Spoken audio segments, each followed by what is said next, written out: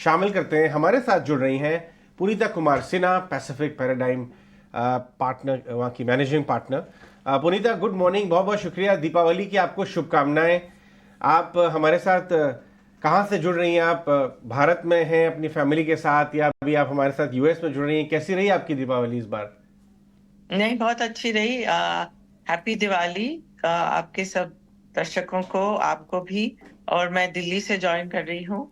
और इस बार मैंने दिल्ली की दिवाली मनाई, पर यहाँ पर पोल्यूशन इतनी है कि सारे फायर क्रैकर्स बैन थे, तो तो थोड़ी सी म्यूटेड सी दिवाली थी। कोई बात नहीं, अगली बार आप बॉम्बे आ जाइएगा। यहाँ पे कोई फायर क्रैकर्स बैन नहीं है, सिर्फ 10 बजे का बाउंड्री है, लेकिन 7 से 10 में खूब आतिशबाजी हुई है इस बार मुंबई में। आतिशबाजी की बात करें तो मार्केट में भी बहुत आतिशबाजियाँ हुई हैं। मतलब हम वापस 19,500 पे आ गए। कुछ एक बहुत ही रिलक्टेंट सा, एक झिझक वाला हमने करेक्शन देखा और पूरा बाजार में पैसा आ गया।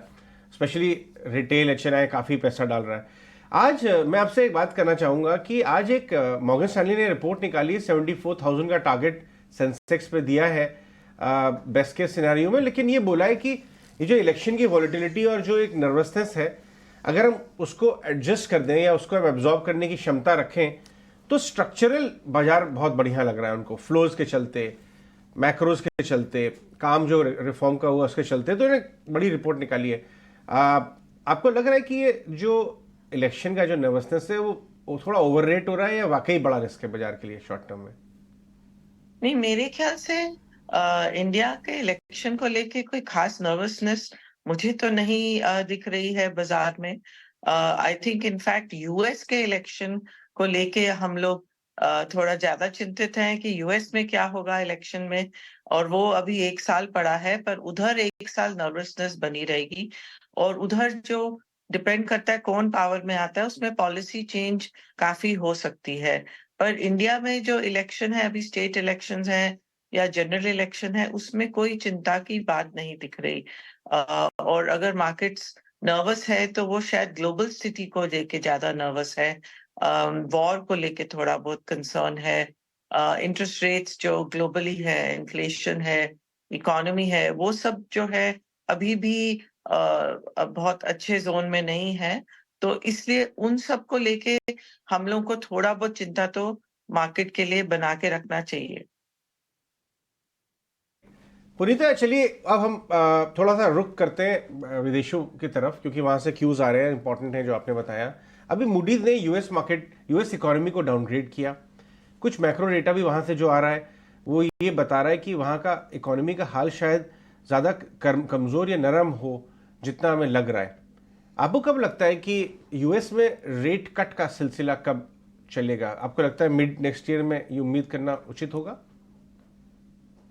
हो सकता है नेक्स्ट ईयर एक रेट कट आ सकता है, अगर तो ग्लोबल स्थिति थोड़ी गंभीर हो जाए, जैसे अभी वॉर हो रहा है। तो जो ग्लोबल स्थिति है वो थोड़ी सी कमजोर हो रही है। इंडिया एक अलग सा एक डाइवर्जेंट पाथ पर चल रहा है, जो कि इंडिया के अपने फ्लोज और इंडिया की अपनी इकोनॉमी बहुत रिलेटिवली बहुत अच्छा कर रही है। पर यूएस में अभी इमीडिएटली कोई रेट कट एक्सपेक्ट नहीं करना चाहिए, क्योंकि इन्फ्लेशन अभी भी थोड़ी हाई है।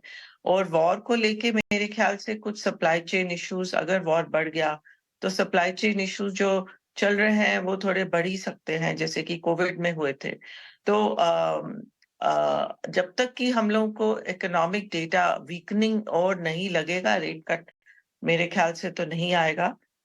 मूडीज के जो डाउनग्रेड है वो है क्योंकि इंडिया यूएस की जो डेट सिचुएशन है वो थोड़ी प्रिकेरियस है, मतलब इतनी अच्छी स्थिति पे नहीं है। और अभी डेट सीलिंग के डिस्कशंस चल रहे हैं, तो इसलिए जो डाउनग्रेड हुआ है वो डेट को लेके हुआ है। प्रिंसिपल, तो बहुत बहुत शुक्रिया। First of all thank you very much, आपने इटिना स्वदेश को थोड़ा आज समय भी दिया, आपका फेस्टिवल सीज़न के बीच में इस टाइम निकाला आपने। प्रिंता, आप बहुत अच्छे से ना यूएस मार्केट्स को समझती हैं। अभी आप इलेक्शंस के बारे में बता रहे थे कि नर्वसनेस वहाँ है, इंडिया में नहीं है।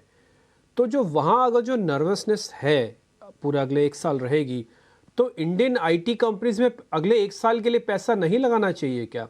क्योंकि उनका मेजॉरिटी हिस्सा तो यूएस से ही आता है एज एन इनकम सोर्स।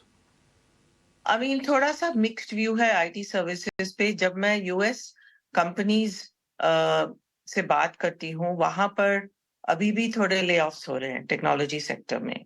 और पर अभी क्योंकि वहाँ इकोनॉमी अभी थोड़ी सी वीक है रिलेटिवली, तो इतना ज्यादा ग्रोथ आईटी सर्विसेज को नहीं मिल रहा। पर अगर आप आईटी सर्विसेज का आप रेवेन्यू ग्रोथ देखें और अर्निंग्स ग्रोथ देखें, मार्जिन ग्रोथ देखें, तो वो अभी भी ठीक ठाक है, इतना बुरा नहीं है। और उनकी जो कैश सिचुएशन है वो काफी, बैलेंस शीट उनकी काफी स्ट्रांग है। तो ये सेक्टर एक अंडर परफॉर्म कर चुका है। और यहाँ पर जरा सा भी कुछ पॉजिटिव न्यूज आएगा तो यहाँ पर हो सकता है पैसा आए, क्योंकि यहाँ पे एक वैल्यूएशन सपोर्ट थोड़ा बहुत है, क्योंकि ये कंपनीज अच्छे क्वालिटी की है, मैनेजमेंट्स भी अच्छी है, कैश बैलेंस शीट्स भी अच्छी है। बस एक यूएस की थोड़ी सी इनका जो ग्रोथ है उधर से थोड़ा वीक है। पुनीता पुनीता ये बात हो रही है क्योंकि, और आप इस साल के रिटर्न्स भी देखें, large cap versus mid cap versus small cap, तो लार्ज कैप में एक बड़ी टाइम वाइज करेक्शन हमें दिख भी रही है। और जिस तेज़ी से मिड कैप और स्मॉल कैप भागे हैं, वहाँ पर चाहे भले ही फ्रॉथी वैल्यूएशन की बात करें, स्ट्रेच वैल्यूएशन की बात करें, लेकिन अब भी वहाँ पर ही आप देखें तो फ्लोज काफ़ी जा भी रहे हैं। एसआईपी की भी फिगर्स आप देखें और साथ ही आप मोमेंटम भी देखें तो स्ट्रेंथ बनी हुई है। आप अब भी अगर आपको चूज करना हो तो इन तीनों बकेट में अभी भी इक्वल सा वेट देंगी, या आपको भी मिड कैप स्मॉल कैप ज्यादा पसंद आएंगे? नहीं, आई थिंक लार्ज कैप्स में वैल्यूएशंस बेटर हैं, तो लार्ज कैप्स में भी निवेश तो रखना ही चाहिए।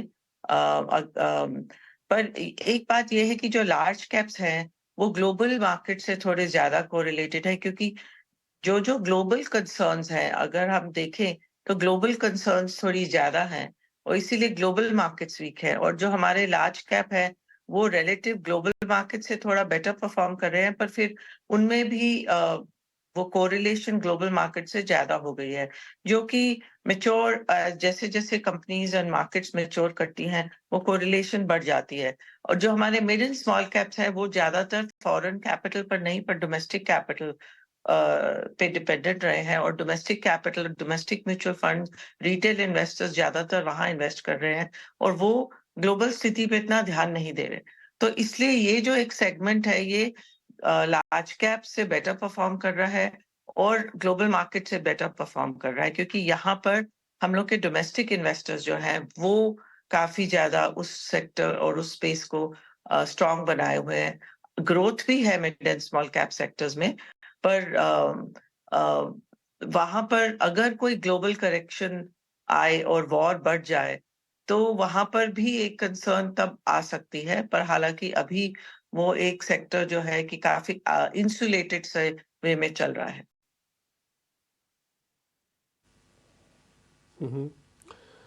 पुनीता, अगर हम ये बात मान के चलें कि the same government will repeat in 2024, तो आपको लगता है कि एक राउंड की और वैल्यूएशन या एक राउंड की और री रेटिंग पीएसयूज कंपनीज में होना बाकी है? क्योंकि ऑलरेडी पीएसयूज कंपनी काफ़ी चली है और लोग ओनरशिप को भी इसका वजह बताते हैं। देखिए, ओनरशिप नहीं था तो इंस्टीट्यूशनल्स ने काफ़ी अच्छे से इनके प्राइजेस को ऊपर किया और इनकी बैलेंस शीट्स भी पहले के मुकाबले सुधरी हैं। मैनेजमेंट की टोन तक बदल गई है बोलने की, पहले वो डिफेंसिव होते थे, वो एग्रेसिव हो गए हैं।